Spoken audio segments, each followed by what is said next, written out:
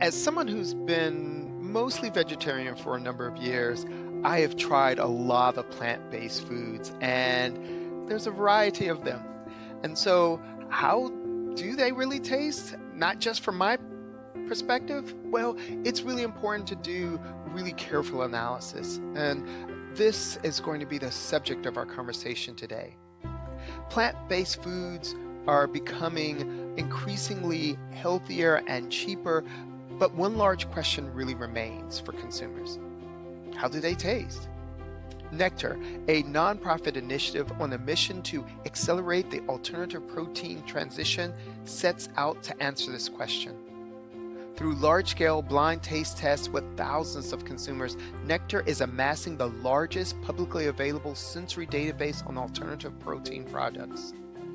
In its latest report, Taste of the Industry 2025, NECTAR conducted blind sensory panels of 122 products across 14 categories and uncovered which products have achieved the taste that's on par with their animal-based counterparts. Today, we talk with NECTAR's director, Caroline Cotto, about which products are meeting and exceeding consumer taste expectations and what the alternative protein industry needs to do to get more products to this level, and how NECTAR's novel dataset can be used to get there faster.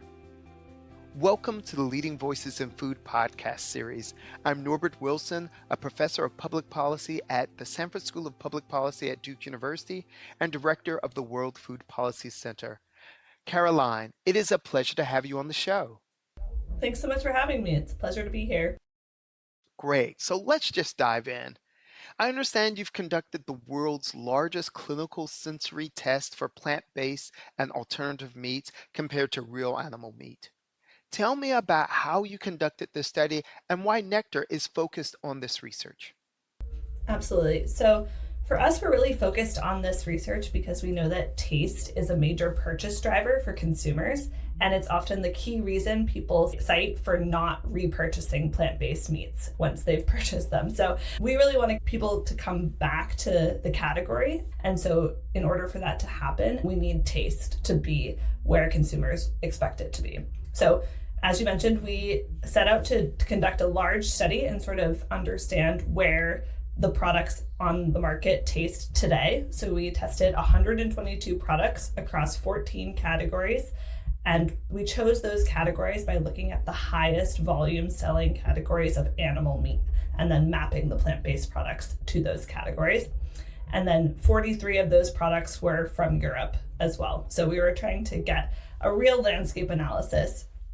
Different than traditional sensory testing, we conducted all of our studies in restaurant settings to give a more natural experience for the participants.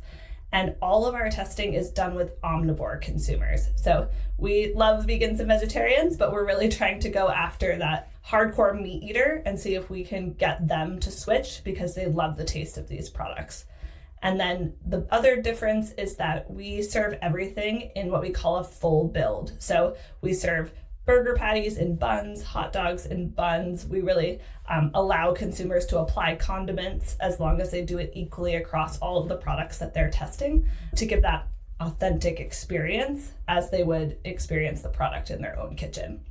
And we ended up having 2,684 participants in this study. So each product was tried by a minimum of 100 consumers. Wow, that's pretty extensive. What were some of the surprising results of this? Yeah, I think we found that the average plant-based product was not quite ready for mainstream adoption. So the average plant-based product was generally disliked more frequently than the animal product was, with 35% of tasters rating the product some form of dislike and only 9% of tasters rating animal products as some form of dislike. That said, we did find 20 products out of the 122 that were worth celebrating. So we created the Tasty Awards based on this data, and we set a threshold for top performance. And that threshold was that of the people that tried the product, if at least 50% of them said that plant-based meat was the same or better than the animal meat, then it was considered a winner product in this study. So super exciting to see that we saw 20 products meet that threshold. However, these products were not distributed equally across categories. So some categories had up to 5 products that met the winner threshold, and other categories had none. And we also found that no products in this year's study actually achieved parity with animal meat. So 4 products came very close, and we're expecting that in next year's study that there will be some products that achieve that milestone, but we're not there quite yet. And then lastly, we found that there really is a correlation between great taste and financial return. So we found that the plant-based products that perform best in our sensory test are actually capturing 50% more market share than the average products in that category. And the categories that taste better are capturing more market share than the lower performing categories. Wow, that's really fascinating. And there are lots of ways of sort of thinking through the data. I'd like to hear a little bit more about how do those consumer preferences vary across different categories of plant-based products, such as burgers, nuggets, and hot dogs. Are there specific sensory attributes that consistently influence consumer satisfaction? Yeah, so overall, we found that flavor is the top opportunity for plant-based meats at large. Currently, these products are described as savory 35% less often than the animal products, and they're described as having a weird aftertaste or off flavor 5 to 6 times more often than their animal counterparts. So as we look at plant-based meat as a whole, flavor is definitely still needing some improvement. And then we also saw that texture is really the secondary opportunity. So plant-based meats were described as juicy 62% less often than the animal products. And there's a big need to increase tenderness and reduce mushiness. So that's why I was mentioning there are some categories like burgers and nuggets where we had multiple winner products, and those products have had a lot of R&D done on them. Their texture is a little bit easier to replicate than something like whole cut steak or bacon or pulled pork. So you talked about some of the difficulties when you look at different sensory aspects, and I'm interested to understand what are some of the key challenges facing the alternative protein industry in terms of improving taste of the plant-based meats, and how can Nectar's database help address these challenges? Yeah, I think the key opportunity here is that NECTAR's data provides a roadmap for each product to improve. So it might be the case that a certain product actually performed well on flavor, but needs to improve its texture. Our research can really help you pinpoint exactly what it is about your texture that needs to change. So maybe it's, reducing that mushiness or increasing firmness. And I think overall for the entire category of plant-based meat, it's what we were just talking about. Flavor is sort of the biggest opportunity, and then closely followed by texture. But it does seem to vary quite a bit within each category for each product. And we saw on the whole, there was a wide range of ingredients and production methods used. So we tested the category of unbreaded chicken fillet. Within that category, we had extruded products, soy-based products, pea-based products, mycelium products, and there were multiple products in that category that were all winners using each of those different techniques and ingredients, but they all have their own slight differences and tweaks that need to be made to meet mainstream consumer expectations. Oh, this is fascinating. And I got to say, we haven't had many opportunities to talk about how alternative proteins or products are actually produced. So thank you for sharing that. What's really interesting, you've touched on this a little bit, but I think there's a little more that we can learn from you on this. So your research highlights that some plant-based products like nuggets are approaching taste parity with their animal counterparts. Are there specific factors that contribute to this success, and how can these insights be applied to other product categories? So the Taste of the Industry 2025 is the second annual report that NECTAR has released. So in our 2024 research, we found that breaded products tended to outperform unbreaded ones. So we actually saw similar success from the nugget category in this year's research. But on the whole, I think we see that texture is much easier to replicate for some categories, and nuggets is one of those. The other would be burgers, where all of the products are ground, and so it's much easier to replicate that with existing technologies than to replicate things like muscle fibers for whole cut steak. We did find 4 products that are within striking distance of achieving parity, and 2 of those products were nuggets. One of them was a burger, and the last was an unbreaded chicken fillet. And as I mentioned, I think we'll see next year one of these products achieve parity or surpass the animal product in overall liking. But on the whole, we see that chicken is an easier flavor to replicate than beef and pork. And so we saw more products from the chicken categories that were winners this year than from the other types of animal-based meat. Looking forward, how do you envision Nectar's work impacting the broader food industry, particularly in terms of driving innovation and adoption of plant-based products among consumers who are, well, honestly hesitant due to taste concerns? We really believe that tasting is believing. So we're using this data to drive stakeholders across the supply chain towards the best tasting products so that they taste it and they immediately are sold on the product. So that means we're working with retailers and food service buyers to help direct them towards the best tasting products, and even consumers. We have an Instagram page and a consumer facing lens where we're trying to show them which products taste great and help with the demand side for the industry. And then we really see chefs and food service as the beachhead market for alternative proteins. I think it's an easier sell to have someone try a delicious plant-based product on a menu or in a cafeteria and then want to go home and replicate that experience after having a really positive experience out in the world. Okay.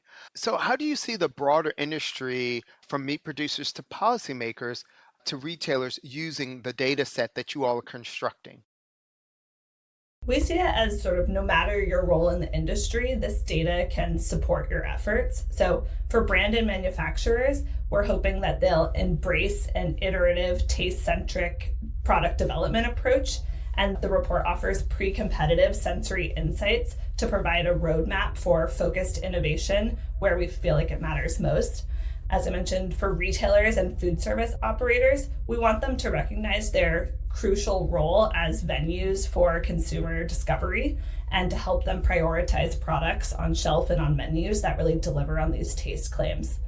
And then for investors and funders, we see alternative protein as a true climate solution. And so we want them to consider the outsized impact potential of plant-based products that are able to achieve mainstream adoption through superior taste and really double down on their efforts there. And then lastly, we are working with researchers and academics that can build upon NECTAR's foundational work and use our data sets to advance the understanding of consumer preferences and sensory science. So we're actually working with some researchers currently to build a large language model tool that will ingest the sensory data and suggest specific experiments to improve the sensory aspects of those products so that it'll basically be a food scientist's best friend and be able to reduce the number of benchtop trials needed to get to a better outcome. Wow, that's really fascinating. And I think there's something that I want to highlight. Because you all are a nonprofit, the data that you're generating is being made publicly available. Is that a fair statement? That's correct. Yeah. So we have a whole digital dashboard where you can look at all of the category level data. You can see how the average product performed, how the leading product in that category performed, and how the animal benchmark product in each category performed. And we provide insight into what are the biggest opportunities for improvement at a category level. And then we also share the data on an individual brand's performance with that brand so that they can make improvements themselves. May I ask, how did you get buy-in from the industry to allow their products to be considered? We make sure that there's only upside for participating. So we only publish the brand names of brands that are top performers. And we do a lot of marketing and PR support for those top performers. We provide them with a marketing credential for the Tasty Awards that they can use on sell sheets and to socialize their products with the larger consumer base. If the products were not top performers, we don't publish the name of the brand, but as I mentioned, we do provide that data to them so that they can have a roadmap for how to improve their product and hopefully be Tasty Award winners next year. Okay, great. So I want to wrap up by asking, where do you see hope in the plant-based industry in the next 5 years? Yeah, to be honest, it's been a little bleak for the plant-based meat space for the last few years. And so we founded NECTAR because we believe that there are great tasting products out there, and we want to bring some hope and inspiration back to this industry. So our goal is that in 5 years, all of the products on shelf will meet consumer taste expectations. And we're really able to show that products can be both sustainable and delicious and crave-worthy, and that consumers will demand them. We have started to see that with the 20 products that really rose to the top. And our goal is that, all of the products are sort of meeting that threshold when we're through here. We're also seeing hope in that there's a lot of positive research around plant-based defaults on menus. So hospitals and universities are starting to put plant-based options on the menu as the default. And I think that is especially supported by great tasting products. So if people, as I mentioned, have a positive experience out in the world, hopefully that will continue to get that snowball effect and demand generation going. And we're also seeing some hope with a new category called balanced protein, which are products that combine some conventional animal meat with plant-based ingredients in the same product. So NECTAR actually conducted a taste test of balanced proteins this fall and found that in 2 categories, burgers and nuggets, balanced products actually outperformed their animal counterparts. And so kind of like the hybrid car, we're hoping that the balanced protein will sort of get the hardcore meat skeptics on board and help ultimately move us towards a more plant-based future. Wow, thank you so much for this conversation. I learned a lot, and it's exciting to know of this ability to share research findings with a broad community to actually improve products and actually speed the research process along. So, thank you so much, Caroline. I really appreciate this conversation. Thanks so much. It was great to be here. And if there's anybody listening that wants to access our data or partner with us, we definitely welcome those conversations. Our guest today is Caroline Cotto at Food System Innovations. Thank you for listening to this podcast, and a special thanks to our producer, Deborah Hill. This is Norbert Wilson.